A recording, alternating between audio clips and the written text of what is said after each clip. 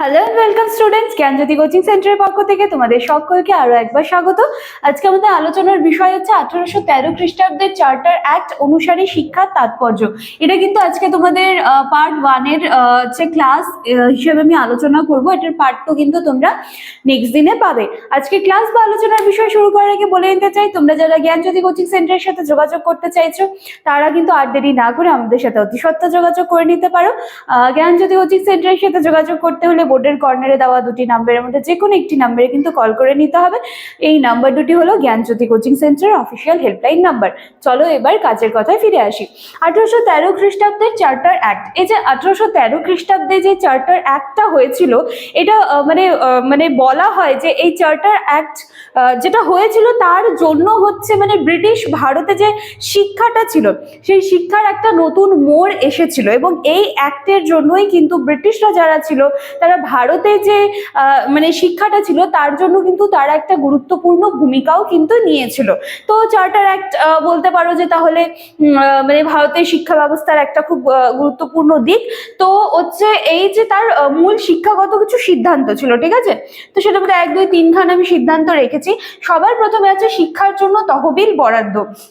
1813 খ্রিস্টাব্দের charter act অনুসারে প্রতি বছর কিন্তু কি করা হলো যে 1 লক্ষ টাকা কিন্তু ভারতের শিক্ষা ব্যবস্থার জন্য বরাদ্দ করে রাখা হলো, এবং বেসিক্যালি এই চার্টার অ্যাক্ট অনুসারে কিন্তু এটাই প্রথম ভারতের শিক্ষার জন্য কিন্তু অর্থায়ন ছিল, ঠিক আছে? তারপরে পূর্ব এবং পশ্চিমের শিক্ষার সংঘাত। তার মানে কি, এখানটায় দেখো পূর্ব এবং পশ্চিমের শিক্ষার সংঘাত মানে অনেকে চাচ্ছিল যে আরবি, ফার্সি, ঠিক আছে, এই সব ভাষার উপরে বেশি জোর দিতে এবং সেটা নিয়ে যেন মানে শিক্ষাগত যে ভাষাটা হয় সেটা যেন হয়। আবার অনেকে কিন্তু হচ্ছে ধরো যে মানে ইংরেজি ভাষা এবং পাশ্চাত্য বিজ্ঞানের উপর কিন্তু বিশেষ জোর দিয়েছিল। তো সেই জন্য এখানে পয়েন্টটা হয়েছে পূর্ব এবং পশ্চিমের শিক্ষার সংঘাত। 3 নম্বরে আছে ধর্মপ্রচার ও শিক্ষা। আচ্ছা, এই যে 1813 খ্রিস্টাব্দের চার্টার অ্যাক্ট, একটা কথা তোমরা খুব ভালোভাবে লক্ষ্য করবে, আমি কিন্তু প্রতিবার চার্টার অ্যাক্টটা বলতে পারতাম, বারবার কিন্তু 1813 বলার মানে কি, কারণ যখন আমার ভিডিওটা দেখবে এই যে 1813 এই খ্রিস্টাব্দটা বারবার কিন্তু তোমার কানে নক করবে, এবং আশা রাখছি একটু যত্ন নিয়ে শুনলে কিন্তু এক্সামে তোমরা এই খ্রিস্টাব্দগুলো ভুলবে না, কারণ খ্রিস্টাব্দ কিন্তু যথেষ্ট পাজল করে আমাদের এক্সামে।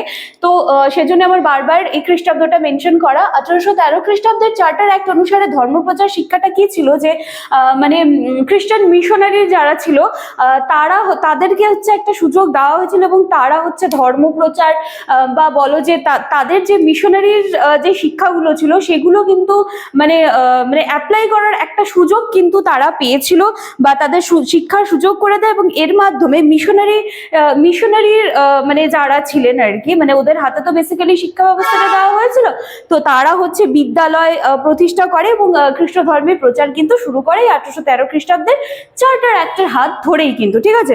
তাহলে আজকে কিন্তু এটা পার্ট 1 এর ক্লাস পেলে, যেখানে মূল শিক্ষাগত সিদ্ধান্তগুলো আলোচনা করে দিলাম। নেক্সট দিন কিন্তু আমি এই যে তাৎপর্য বিশ্লেষণ যেটা বলেছে, শিক্ষার তাৎপর্য বিশ্লেষণ যেটা বলেছে তোমাদের সিলেবাসে, সেটা নিয়ে কিন্তু আমি আলোচনা করব। তো আজকের ভিডিওটা প্রথম দিনেরটা দেখে নিও, নেক্সট দিনেও বুঝতে কোনো প্রবলেম হবে না। চলো দেখা হচ্ছে নেক্সট দিনের ক্লাসে। Thank you.